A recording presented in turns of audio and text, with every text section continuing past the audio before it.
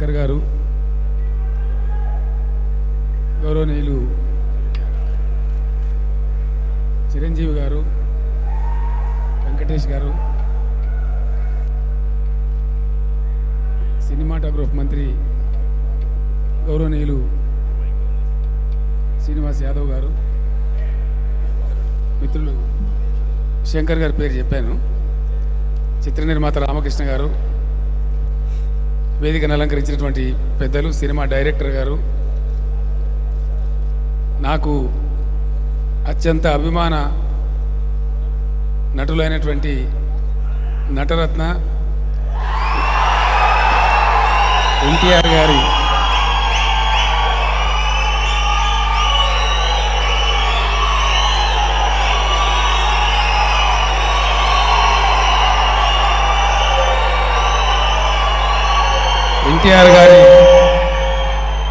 కుమారులు, సుప్రసిద్ధ సినీ నటులు గౌరవనీయులు బాలకృష్ణ గారు వారి 100th ఫిలిం 100వ చిత్రానికి చాలా గొప్ప నిర్ణయం వారు తీసుకున్నారు. గౌతమి పుత్ర శాతకర్ణి, ఇది చిన్న విషయం కాదు. ఒక శకానికి నాంది పలికినటువంటి పురుషుడు గౌతమి పుత్ర శాతకర్ణి. అంతకుముందు మన తెలుగు జాతికి తెలిసిందంతా కూడా బిఫోర్ క్రైస్ట్ ఆఫ్టర్ క్రైస్ట్ అనే పద్ధతిలో ఉన్నాం.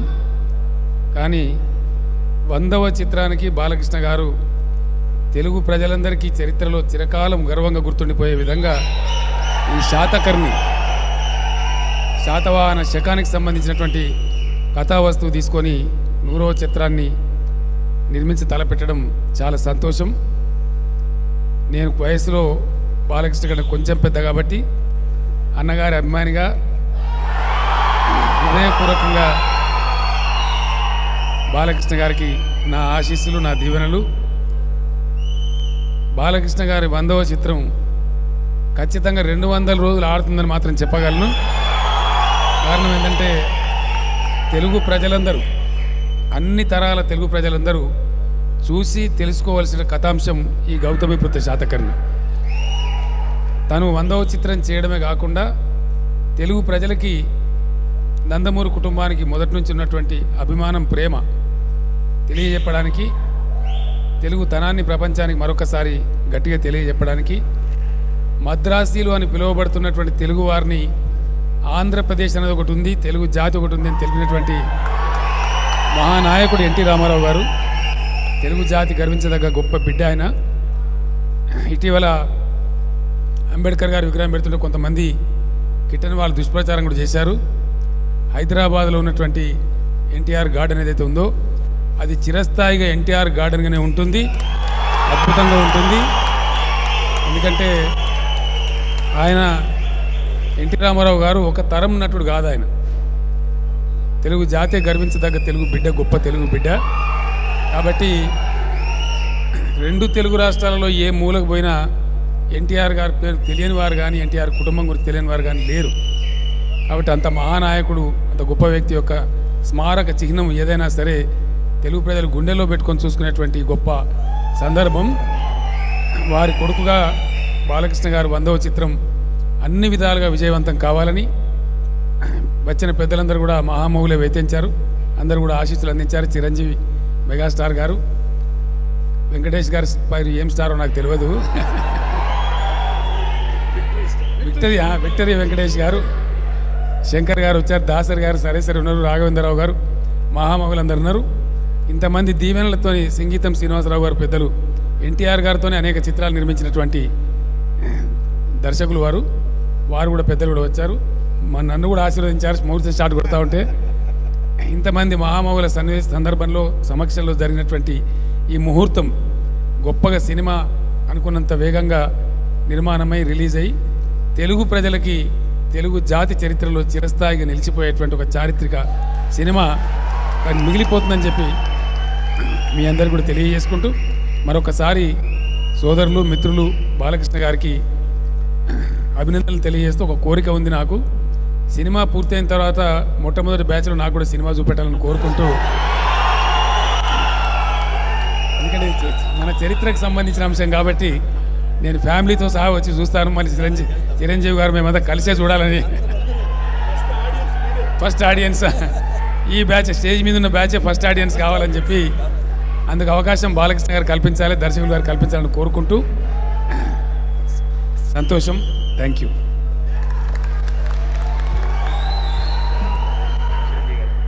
చాలా సంతోషం. సీఎం గారి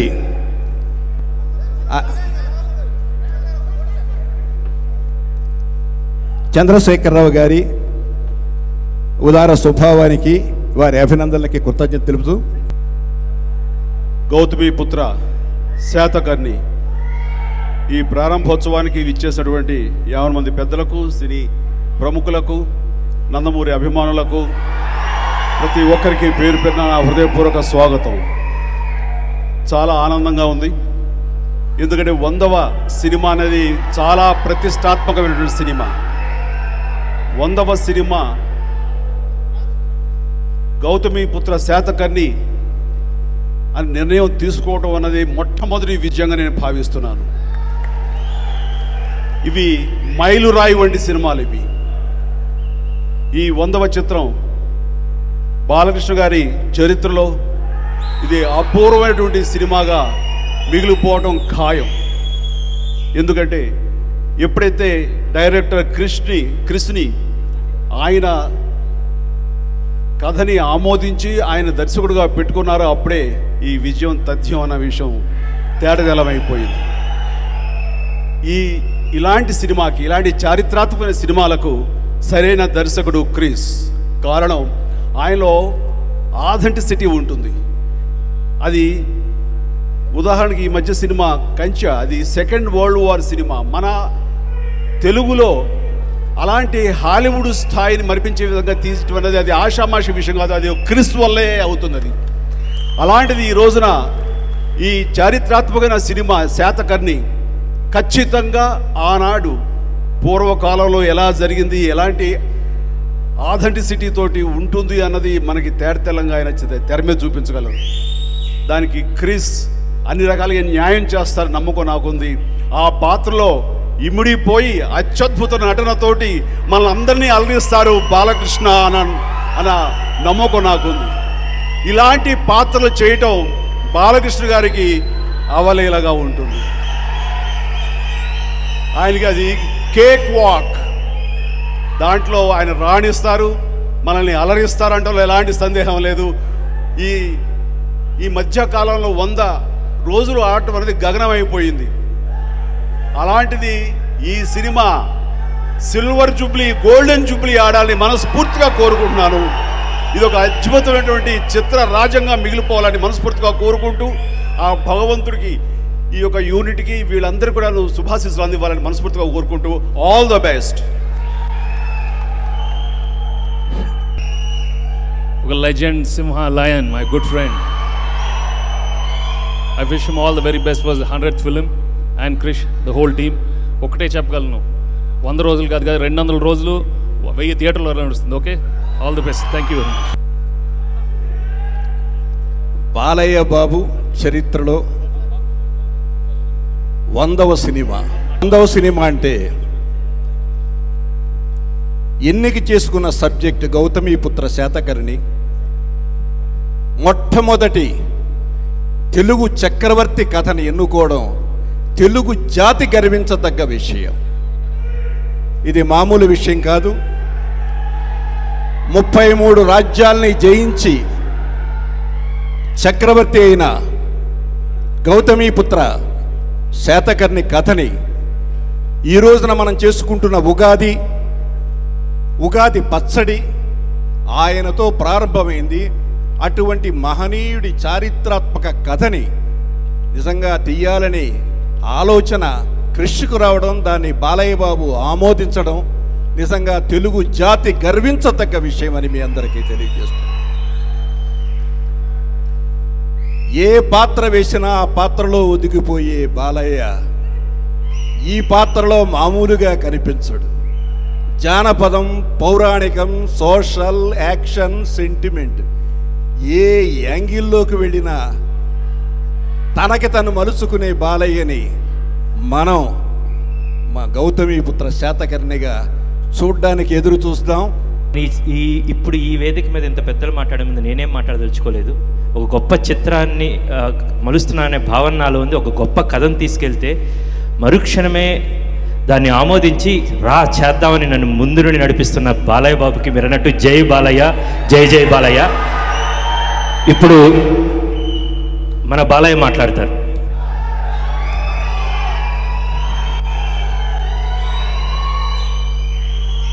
ముందుగా గౌతమిపుత్ర శాతకర్ణ చిత్రానికి, నా 100వ చిత్రానికి ప్రారంభోత్సవానికి విచ్చేసిన దర్శకరత్న దాసనారాయణరావు గారికి, అలాగే దర్శకేంద్ర శ్రీ రాఘవేంద్రరావు గారికి, అలాగే సింగీతం శ్రీనివాసరావు గారికి, కోదండరామరెడ్డి గారికి, విజేంద్ర ప్రసాద్ గారికి, అలాగే భరద్వాజ్ గారికి, మెగాస్టార్ చిరంజీవి గారికి, అలాగే విక్టరీ వెంకటేష్ గారికి, అలాగే మా ఆతిథ్యాన్ని అంగీకరించి ఈ కార్యక్రమానికి ముఖ్య అతిథిగా విచ్చేసిన తెలంగాణ రాష్ట్ర ముఖ్యమంత్రి శ్రీ కల్వకుంట్ల చంద్రశేఖర్ గారికి, అలాగే సినిమాటోగ్రఫీ శాఖ మంత్రులు శ్రీనివాస్ యాదవ్ గారికి, మిగతా ఇక్కడికి వచ్చేసిన నా తోటి కళాకారులకు, సాంకేతిక నిపుణులకు, నిర్మాతలకు, అభిమానులకు ముందుగా మా యూనిట్ తరఫు నుంచి మీ అందరికీ ఆహ్వానం పలుకుతున్నాను. చాలా సంతోషంగా ఉంది ఈరోజు. ఎన్నో సినిమాలు అనుకున్న తర్వాత నా 100వ చిత్రం. ఎందుకంటే అనుకోవడానికి 100వ సినిమా అది సినిమాయే కావచ్చు అందరికీ, కానీ నాకు మాత్రం అది ఇన్ని విభిన్నమైన పాత్రలు చేసి నా ఈ యొక్క నటన ప్రస్థానంలో మరి 100వ చిత్రం అనగానే అనుకోకుండా అది కాకతాళీయంగా లేకపోతే యాదృచ్ఛికంగా ఎన్నో సినిమాలు కథలు వినడం జరిగింది. అందులో కొన్ని నచ్చాయి, కొన్ని నచ్చలేదు. ఎందుకంటే కొన్నేమో మన 100వ చిత్రం స్థాయికి, మరి నాకు 100వ చిత్రం అంటే ఇంకా ఎన్నో సినిమాలు చేయాలని ఒక ఆశ, తాపత్రయం, తపన ఉంది నాలో. ఎందుకంటే ఎప్పుడైనా సరే ఒక కొత్త దానాన్ని తెలుగువారు ఎప్పుడు స్వీకరిస్తారు, ఆదరిస్తారు అనడానికి నాన్నగారి కాలం నుంచి కూడా ఆయన ఎన్ని వివిధ పాత్రలు చేసినా కూడా ప్రజల మీద నమ్మకంతో కాలం ఆయన వెంట నడిపించుకుంటూ, కాలం వెంట ఆయన నడవకుండా ఎన్నో చిత్రాలు ఆయన చేయడం జరిగింది. వాటిని అన్నిటి కూడా ప్రేక్షకులు ఆదరించారు. అలాగే ఆ తపన ఒక ఆయన వారసుడిగా మరి నాలో కూడా ఉంది. ఎన్నో రకరకాల పాత్రలు, వైవిధ్యమైన పాత్రలు చేయాలని, ఎన్నో మంచి కథా చిత్రాలు చేయాలని, అలా తపన ఇంకా నన్ను ముందుకు నడిపిస్తుంది. అటువంటి తరుణంలో మరి అందరు ఎన్నో ఆశలు పెట్టుకున్నారు 100వ సినిమా అని. సరే, దానికి తగ్గ స్థాయికి కొన్ని కథలు లేవని అనుకోకుండా కాకతాళీయంగా యాదృచ్ఛికంగా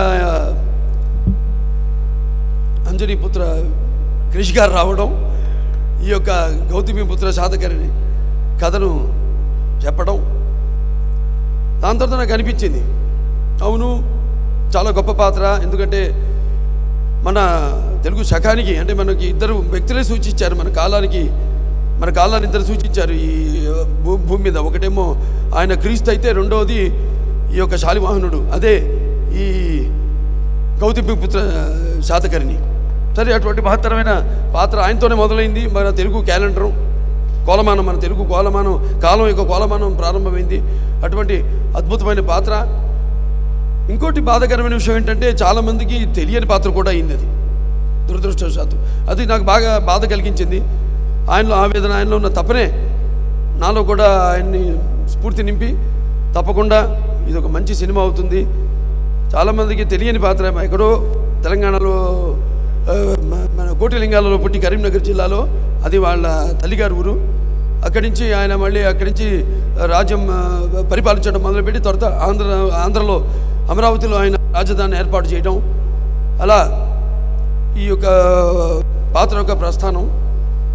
దీన్ని తప్పకుండా మనం తీసుకెళ్లాల్సిన ఆవశ్యకత ఉంది. ఎందుకంటే అక్కడ ఆంధ్రలో అయితే అక్కడ అమరావతి రాజధాని నిర్మాణం చేపట్టాము కాబట్టి దాని యొక్క ప్రాశస్త్యం. ఎందుకంటే బౌద్ధ వాంగ్మయానికి ఆనాడు ప్రాణ ప్రతిష్ఠ చేశారు అమరావతి గుహల్లో.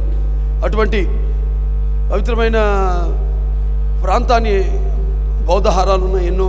అలాగే నాగార్జును తిరిగిన నేల, అటువంటి సినిమాని అందించాలి తప్పకుండా. మామూలుగా మన వరకే కాదు, మన దేశం వరకే కాదు, అంతర్జాతీయ స్థాయిలో కూడా ఈ యొక్క పాత్రని మనకు తెలుగు జాతి ఎవరైతే ఒకే ఒక చక్రవర్తి, తెలుగు జాతికి ఒకే ఒక చక్రవర్తి, అతను గౌతమ బుద్ధ శాతకర్ణి. మొత్తం ప్రపంచాన్ని ఏకపత్యాది కింద పరిపాలించిన మహానుభావుడు. మన తెలుగు పౌరుషం, అలాగే తెలుగు జాతి ఆత్మగౌరవం కూడా అందరికీ చాటి చెప్పిన మహానుభావుడు. మొత్తం రాజులందరినీ కూడా 33 రాజులను ఓడించి వాడికి 2 ఇచ్చాడు ఆప్షన్స్.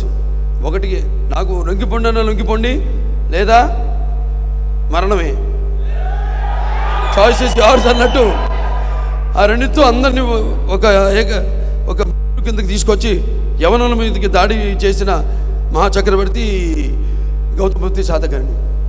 సరే, దానికి ముందు ఆ సినిమా మరి మేమంతా అనుకుని చేద్దామనుకున్న తర్వాత మరి పాత్రలో పరకాయ ప్రవేశం చేయాలి. అప్పుడు అది అలా ఏం చేద్దాం, దానికేమో సరైన మాకు గెటప్లు పెట్టండి మీద ఎంతో అద్భుతమైన టీము అంతా కూడా. ఆనాడు నర్తశాలలో ఎలాగైతే నాన్నగారు ఒక బృహన్న పాత్ర చేశారో, దానికోసం ఎలాగైతే ఆర్ట్ డైరెక్టర్ వాళ్ళ శర్మ గారు మొత్తం ఉన్న గుళ్ళు, విశిష్టమైన ప్రాంతాలన్నీ కూడా తిరిగి ఎక్కడైతే మంచి చిత్రలేఖనలు, మంచి స్టాచ్యూస్ అన్నీ ఉన్నాయో అన్నీ కూడా బాగా రీసెర్చ్ చేసి ఆ యొక్క గెటప్ని స్కెచ్ చేయడం జరిగింది. అలాగే మన వాళ్ళు కూడా ఎంతో పరిశోధన, దానికి చాలామంది ఉన్నారు ఇక్కడ, ఎంతోమంది స్క్రిప్ట్ మీద పరిశోధన చేస్తున్నారు. దానికి శ్వేత డైరెక్టర్ ఆంజనేయులు గారు ఉన్నారు ఇక్కడ. అలాగే అక్కడ మన టీటీడీ మ్యూజియం రంగనాయకులు గారు ఉన్నారు. ఇంకా చాలామంది, అలాగే మన ఆర్కియలాజికల్ డిపార్ట్మెంట్ అక్కడ పనిచేసిన సిబ్బందుల్లో నాగిరెడ్డి గారు ఉన్నారు. వాళ్ళంతా కూడా ఈ యొక్క స్క్రిప్ట్ మీద వాళ్ళందరి సూచనల మేరకు అన్ని గ్రంథాలన్నీ కూడా తిరిగేసి ఈ కథని రూపొందించడం జరిగింది. మరి ఆహార్యం, మరి వాచకం, ఇవన్నీ విషయానికి వస్తే మరి వాచకం మరి ఆ నాన్నగారు మరి 1973లో నా నుదుట ఈ యొక్క నట తిలకం దిద్దారు. మరి అప్పటి నుంచి ఈ యొక్క 43 ఏళ్ల ప్రస్థానంలో 99 చిత్రాలు, మరెన్నో నడుస్తూనే ఉన్నాను, గెలుస్తూనే ఉన్నాను. అప్పుడప్పుడు కొన్ని అపజయాలు కూడా నాకు ఎదురుపడ్డాయి, కానీ నా చిటుకుని వేలు కూడా కదించలేకపోయాను. ఎందుకంటే ముఖ్యంగా దాంట్లో సుమారుగా నా చేసిన 99 సినిమాల్లో 71 సినిమాలు శతదినోత్సవాలు జరుపుకున్నాయి. అదంతా కూడా నా తల్లిదండ్రుల యొక్క పుణ్యఫలం, అలాగే నా తెలుగు ప్రేక్షక దేవుళ్ళ యొక్క అభిమాన బలం, అలాగే నా ఆత్మబలం, నా అభిమానులు నా నుండి ఏమీ ఆశించకుండా వారు ఎప్పుడు నన్ను అభిమానిస్తూనే ఉన్నారు. మరి డబ్బుతో కొంటే లేకపోతే ఎన్నో సందర్భాలు చెప్పడం జరిగింది. ఎటువంటి ప్రలోభాలకి లొంగనిది ఈ అభిమానం. అటువంటి ఇంతమంది వేల లక్షల కోట్ల మంది అభిమానులు పొందడం మరి మీకు నాకు ఏ జన్మజన్మన అనుబంధమో, ఏ రుణానుబంధమో, ఏ విడదీయలేని అనుబంధమో కదా అని నాకు అనిపిస్తూ ఉంటుంది. అలాగే నాతో పాటు ఈ యొక్క నా ఈ సుదీర్ఘ ప్రయాణంలో ఎంతోమంది నాతో పాటు నడిచారు. అందుకే నా యొక్క ఈ నడకలో అడుగు వేసిన నా నిర్మాతలకైతేనేమి, దర్శకులకైతేనేమి, నా హీరోయిన్లకైతేనేమి, నా తోటి కళాకారులకైతేనేమి, నా సాంకేతిక నిపుణులకైతేనేమి, అలాగే అభిమానులకైతేనేమి, అందరికీ కూడా మొత్తం మన ఆంధ్ర తెలంగాణ రాష్ట్ర ఎక్కడెక్కడ తెలుగు వాళ్ళు ఉన్నారు తెలుగు వాళ్ళందరూ కూడా నా ఈ 100వ చిత్రాన్ని అంకితం చేస్తాం అని సందర్భంగా, అలాగే భారతదేశంలో ప్రపంచంలో ఉన్న తల్లులందరూ కూడా ఈ చిత్రాన్ని అంకితం చేస్తామని ఈ సభాముఖంగా తెలియజేసుకుంటున్నాము. అలాగే మరి అసలు ఈ గౌతమ పుత్రి శాతకర్ణి పిచ్చ అనుకోగానే చాలామంది అసలు మరి ఈ సినిమాని 100 చిత్రంగా ఎంచుకోవడానికి కారణాలు చాలా ఉన్నాయి. దాంట్లో ఒకటేమో అసలు చాలామందికి తెలియకపోవడం, నేను ఇంతకుముందు చెప్పినట్టు అసలు గౌతమ పుత్రి శాతకర్ణి అన్నది అదొకటి. ఆయన చేసి మరి ఛత్రాధిపత్యం కింద ఈ యొక్క మొత్తం దేశాన్ని ఈ అఖండ సుమారుగా 2020వ సంవత్సరం క్రీస్తు పూర్వం ఈ యొక్క శాతవాహనులు మొదలయ్యారు. దానికి ఆద్యుడు శ్రీముఖుడు. దాని తర్వాత ఒక 420 సంవత్సరాలు పరిపాలించారు వాళ్ళు. అందులో 23వ రాజు ఈ గౌతమ పుత్రి శాతకర్ణుడు. సో ఆయన చరిత్ర అందరికీ తెలియజేయాలి. ఏదైతే ఒక మంచి అవకాశం, అన్నీ తెలిసిన కథలే, తెలియని కథలైతేనే, తెలియని కథలంటే ఒట్టి ఊరికే పుక్కడి పురాణాలా కాకుండా ఒక దానివల్ల ఒక మంచి జరగాలని, అంటే ఒక నేను చెప్పినట్టు తెలుగు జాతి అలాగే తెలుగు కీర్తిని స్ఫూర్తిని పెంచడానికి మన ఈ తెలుగు భాష సంస్కృతి సాంప్రదాయాల్ని ఎలాగైతే చాటి చెప్పాడో ఆయన మహానుభావుడు నందమూరి తారక రామారావు గారు. అంటే కారే రాజులు రాజ్యములు కలిగిరే, కారే రాజులు రాజ్యములు కలిగిరే అని బొమ్మల పోతన్న గారు చెప్పారు మన మహాభారతంలో. కారే రాజులు రాజులు కలిగిరే అని. అంటే దాంట్లో ఏంటంటే ముఖ్యంగా పుట్టిన వాళ్ళకి చావు తప్పదు, కానీ పుట్టిన వాళ్ళకి చావు ఈ పుట్టుకలతో ఎటువంటి భయం లేకుండా ఉండేవాళ్ళే శాశ్వతంగా నిలిచిపోయేవాళ్ళు, వాళ్ళే దైవాంశ సంభూతులు అని సభాముఖంగా తెలియజేసుకుంటూ అటువంటి వారిలో నాకు తెలిసింది ఆది శంకరాచార్యులు వారు, లేకపోతే ఒక మధ్యాచార్యులు వారు, లేకపోతే ఒక వివేకానందుడు, ఒక గాంధీ, ఒక ఎన్టీఆర్, ఒక గౌతమ బుద్ధ శాతకర్ణి. అలాగే ఈ యొక్క సామ్రాజ్యం విస్తరణ అప్పుడు అశోక చక్రవర్తి మరణానంతరం ఆ తర్వాత ఈ ఆంధ్రులంతా కూడా ఈ యొక్క విశాలమైన ఈ ఆంధ్ర మహా సామ్రాజ్యాన్ని స్థాపించారు. సో అటువంటి మన పునాదులు మనం తెలుసుకోవడం, తెలియపరచడం భావితరాలకు మన కర్తవ్యాన్ని భావిస్తూ ఈ యొక్క చిత్రానికి పూనుకోవడం జరిగింది. సో అందరూ కూడా ముందుగా మా దర్శకుడు అంజనీపుత్ర కృషి గారికి, అలాగే నిర్మాత రవీందర్ రెడ్డి గారికి, అలాగే శ్రీనివాస్ గారికి, అందరూ కూడా, అలాగే ఈ చిత్రాన్ని పనిచేస్తున్న సాంకేతిక నిపుణులు అయితేనేమి, నటీనటులు అందరూ కూడా నా అభినందన తెలియజేసుకుంటూ, అందరూ కూడా మాకు ఒక జనరల్గా ఒక అలవాటు, ముందుగా నెమ్మదిగా ఒక్కొక్క అంచులుగా మెట్టు ఎక్కుతూ ఎలాగైతే జీవితాన్ని మనం అన్ని రంగాలు కూడా మనం భాగించుకోవాలో అలాగే సినిమా కూడా అటువంటిది. సినిమా అనేది ఈనాడు ఒక నిత్యావసర వస్తువు. మరి ఈ దైనందిన కార్యకలాపాలలో పడి మనిషి ఎలాగైతే ఈ యొక్క వివిధ తనకి నచ్చిన వాటిని ఎంచుకుంటున్నాడో అలాగే వినోదం కోసం సినిమాని ఎంచుకున్నాడు. సినిమా కేవలం వినోదం కోసమే కాదు, అటు కళ్ళు మూసుకుంటే కనేది కళ, కళతో అభినయించేది కళ, నిద్రపోతున్నప్పుడు కనేది కళ, నిద్రపోతున్న జాతిని మేల్కొల్పేది కళ అని అప్పుడు నాన్నగారు కొత్త నిర్వచనం ఇచ్చి రాజకీయానికి అయితేనేమి, కళకైతేనేమి, అలాగే ఈ యొక్క చిత్రం ద్వారా మంచి సందేశాన్ని జాతికి ఉపయోగపడే చిత్రంగా యావత్ మన జాతికే కాదు, దేశానికే కాదు, ప్రపంచానికే ఒక యోధుడి గాథ తెలియవలసిన అవసరం ఉంది. సో ఈ చిత్రంలో నటించడం అది నా పూర్వజన్మ సుకృతంగా భావించుకుంటూ మరొకసారి ఇక్కడికి ఈ యొక్క కార్యక్రమం విజయవంతం చేయడానికి విచ్చేసిన పెద్దలందరూ కూడా, ప్రముఖులకి అందరూ కూడా, దర్శకులు అయితేనేమి, నిర్మాతలు అయితేనేమి, కళాకారులు అయితేనేమి, సాంకేతిక నిపుణులు అయితేనేమి, అలాగే నా అభిమానులకైతేనేమి అందరూ కూడా నా హృదయపూర్వక కృతజ్ఞత అభివందనాలు తెలియజేసుకుంటూ నేను సెలవు తీసుకుంటున్నాను. ఆశయం లేనివాడికి విలువ లేదు, ఆవేశం లేనివాడు అసలు మనిషే కాదు. అంటే ఒకటి, నాకు నేను నచ్చితే నా అలవాట్లు కానీ నేను కానీ, ఇంకోటి నచ్చకపోతే దానివల్ల నష్టం లేదు. కానీ నాకు నేను నచ్చకపోయి నా అలవాట్లు నా ప్రవర్తన వల్ల ఇంకోటి మెచ్చుకున్నా సరే దానివల్ల లాభం లేదు. అదే నా జీవితం, అదే గౌతమిపుత్ర శాతకర్ణి జీవితం. తను అనుకున్న దారిలో వెళ్ళాడు, తను అనుకున్నట్టు జీవించాడు అతను.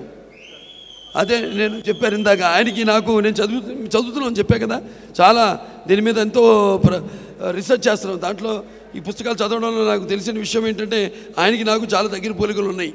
ఆవేశంలో అయితేనేమి, ఆలోచనలో అయితేనేమి. సో ఆలోచన లేనివాడు అసలు జీవితమే అంటే ఆవేశం లేనివాడు అసలు వాడు మనిషే కాదని, అలాగే ఎవరికి కావాల్సిన దారిలో వాడు నడిచి అదే అతనే డిక్టేటర్.